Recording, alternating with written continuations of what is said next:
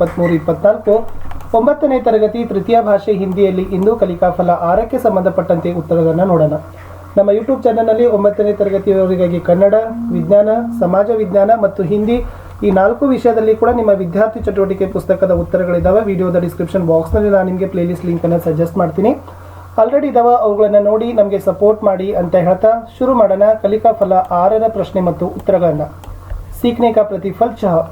देखी और पढ़ी हुई सामग्री के बारे में बातचीत करते हैं, राय देते हैं और प्रश्न पूछते हैं. गतिविधि 1. कक्षा 3 समूह में विभाजित होगी. एक समूह निर्धारित पद्यांश का अर्थ लिखकर प्रस्तुत करेगा. अन्य समूह के छात्र उससे संबंधित प्रश्न पूछेंगे. ओके, समूह 1, समूह 2, समूह 3. समूह 1. झब्बर झब्बर वालों वाले गुब्बारे से गोलों वाले लगे दौड़ने आसमान में झूम झूम कर काले बादल ಅಂತಕ್ಕಂಥದ್ದು ಎಸ್ ಸಮೂಹದ ಇದೆ. ಪದ್ಯ ಇದೆ. ಸೊ ಫಸ್ಟ್ ಕ್ವಶನ್ ಏನು ಕೇಳಿದ್ದಾರೆ, ಪದ್ಯಕ ಅರ್ಥ ಲಿಖಿ ಅಂತ ಕೇಳಿದ್ದಾರೆ. ಸೊ ಫಸ್ಟ್ ಈ ಸ್ಟಾಂಜಾದ ಅರ್ಥ ನಮ್ಗೆ ಏನು ಮಾಡಬೇಕಿತ್ತು, ಬರಿಬೇಕಿತ್ತು. ಸೊ ಫಸ್ಟ್ ಸ್ಟಾಂಜಾದ ಅರ್ಥ ಹೇಳ್ತೀನಿ. ಏನಿದೆ ಅಂತಂದ್ರೆ, ಎಸ್ पद्य का अर्थ है, कवि कहता है कि बादलों का घर झब्बरदार है, उनके गोल गुब्बारे जैसे हैं, वे आसमान में दौड़ने लगे हैं, वे काले बादल है, इधर उधर जा रहे हैं ಅಂತಕ್ಕಂಥದ್ದು ಫಸ್ಟ್ ನಲ್ಲಿರ್ತಕ್ಕಂಥ ಭಾವಾರ್ಥವನ್ನ ಮೊದಲನೇ ಸಮೂಹದವರು ಬರಿಬೇಕು. ಇನ್ನು ಎರಡನೇ ಸಮೂಹದವರಿಗಿರ್ತಕ್ಕಂಥ ಪದ್ಯದ ಸಾಲು ನೋಡಿ. कुछ जोकर से तोंद फुलाए, कुछ हाथी से सोंड उठाए, कुछ ऊंटों से ಕೂಬಡ वाले, कुछ परियों से पंख लगाए ಅಂತ ಇದೆ.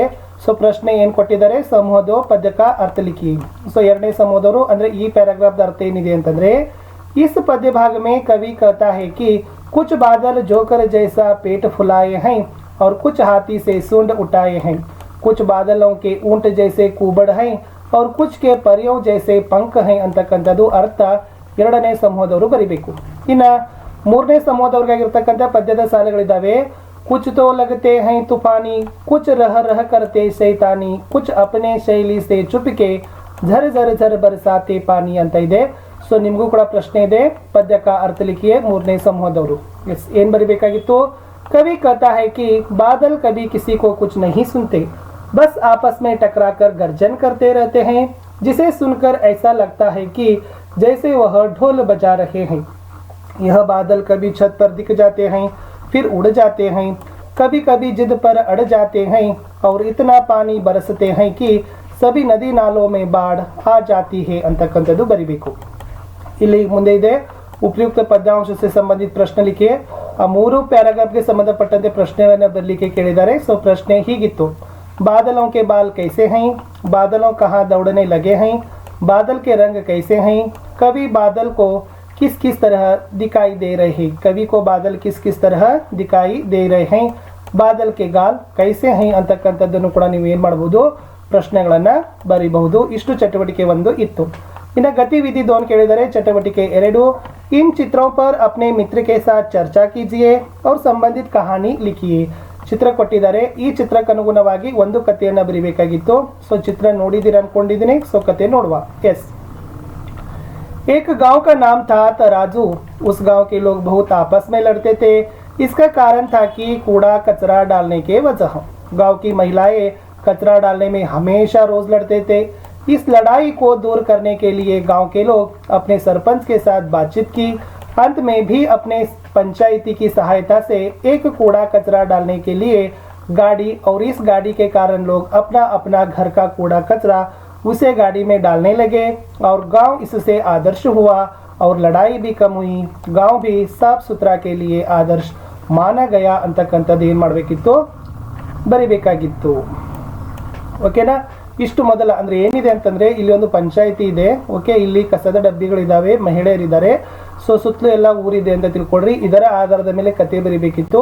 ಅದನ್ನೇ ನಾನು ಏನು ಮಾಡಿದ್ದೀನಿ, ಈ ಕಥೆಯನ್ನು ಎಸ್ ಅನ್ನೋದು ನಿಮಗೆ ಕೊಟ್ಟಿದ್ದೀನಿ. ಮುಂದಿನ ಚಿತ್ರ ಎಸ್, ಇದು ಒಂದು ಚಿತ್ರ ಇದೆ. ಸೊ ಸಾಮಾನ್ಯವಾಗಿ ಚಿತ್ರ ನೋಡ್ತಾ ಇದ್ದೀರಾ ಅಂದ್ಕೊಂಡಿದ್ದೀನಿ. ಈ ಚಿತ್ರಕ್ಕೆ ಸಂಬಂಧಪಟ್ಟಂತೇನು ಕಥೆಗಳನ್ನು ಬರಿಬೇಕು. ಸೊ ನೋಡುವ ಏನು ಕಥೆ ಅಂತ. एक गांव में एक बालक रहता था. वह रोज जंगल में जाकर प्राणी पक्षियों के साथ शिकार करता था. एक दिन उसे जंगल में राजा अपनी रानी के साथ घूमते समय वह दिखाई दिया. राजा उसे बालक को समझाया कि प्राणी पक्षियों के साथ शिकार करना पाप है. प्राणी पक्षियों को भी जीव है.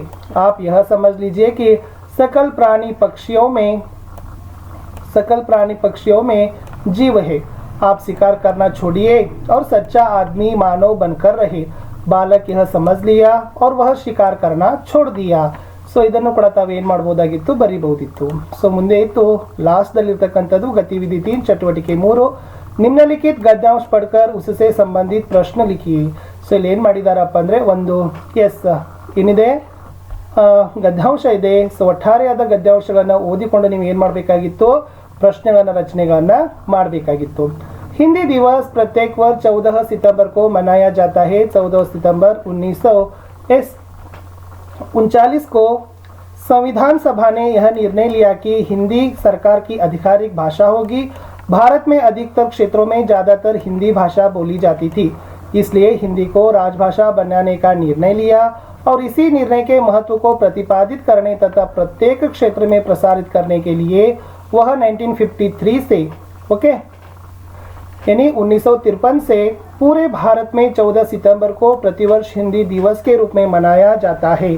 स्वतंत्रता प्राप्ति के बाद हिंदी को आधिकारिक भाषा के रूप में स्थापित करवाने के लिए काका कालेलकर, हजारी प्रसाद द्विवेदी, सेठ गोविंदास आदि साहित्यकारों ने अथक प्रयास किए। सन 1918 में गांधी जी ने हिंदी साहित्य सम्मेलन में हिंदी भाषा को राजभाषा बनाने को कहा था। इसे गांधी जी ने जनमानस की भाषा भी कहा था। वर्ष 1949 में स्वतंत्र भारत की राजभाषा के प्रश्न पर 14 सितंबर 1949 को काफी विचार विमर्श के बाद यह निर्णय लिया गया, जो भारतीय संविधान के भाग 17 के अध्याय के अनुच्छेद 343(1) में इस प्रकार वर्णित है। संघ की राजभाषा हिंदी, लिपि देवनागरी होगी। संघ के राजकीय प्रयोजनों के लिए प्रयोग होने वाले अंकों का रूप अंतरराष्ट्रीय होगा। ಸೊ ಇದು ಏನಾಗಿತ್ತಪ್ಪ ಅಂದರೆ ಗದ್ಯಾಂಶ ಇತ್ತು। ಇದಕ್ಕೆ ಪ್ರಶ್ನೆಗಳನ್ನು ರೆಡಿ ಮಾಡಬೇಕಿತ್ತು। ಸೊ ಆಲ್ರೆಡಿ ನಾನು ಪ್ರಶ್ನೆಗಳನ್ನು ರೆಡಿ ಮಾಡಿದ್ದೀನಿ। ಏನಿದೆ, हिंदी दिवस कब मनाया जाता है, हिंदी को संविधान के प्रावधान कब मिली, पहला हिंदी दिवस कब मनाया गया, हिंदी को आधिकारिक भाषा के रूप में स्थापित करने के लिए किन किन साहित्यकारों ने योगदान दिए हैं, हिंदी को जनमानस की भाषा किसने कहा था, संघ की राजभाषा और लिपि कौन सी है ಅಂತಕ್ಕಂಥ ನೀವು ಬರೆದ್ರೆ ಸೊ ಇದ್ರ ಉತ್ತರ ಕಂಪ್ಲೀಟ್ ಆಗ್ತಿತ್ತು। ಇಷ್ಟೇ ಇತ್ತು 9ನೇ ತರಗತಿಯ ಹಿಂದಿಯ ಕಲಿಕಾಫಲ 6ರಲ್ಲಿರ್ತಕ್ಕಂಥ ಪ್ರಶ್ನೆಗಳಿಗೆ ಉತ್ತರ। ದಯಮಾಡಿ ತಾವೆಲ್ಲರೂ ಕೂಡ ವಿಡಿಯೋನ ಲೈಕ್ ಮಾಡಬೇಕು, ನಿಮ್ಮ ಫ್ರೆಂಡ್ ಸರ್ಕಲ್ಗೆ ಶೇರ್ ಮಾಡಲಿಕ್ಕೆ ಮರಿಬಾರ್ದು। ಫಸ್ಟ್ ಟೈಮ್ ವಾಚ್ ಮಾಡ್ತಿದ್ರೆ ಸಬ್ಸ್ಕ್ರೈಬ್ ಜೊತೆಗೆ ಬೆಲ್ ಐಕಾನ್ ಅನ್ನು ಅವಶ್ಯವಾಗಿ ಒತ್ತಿ ಅಂತ ಹೇಳ್ತಾ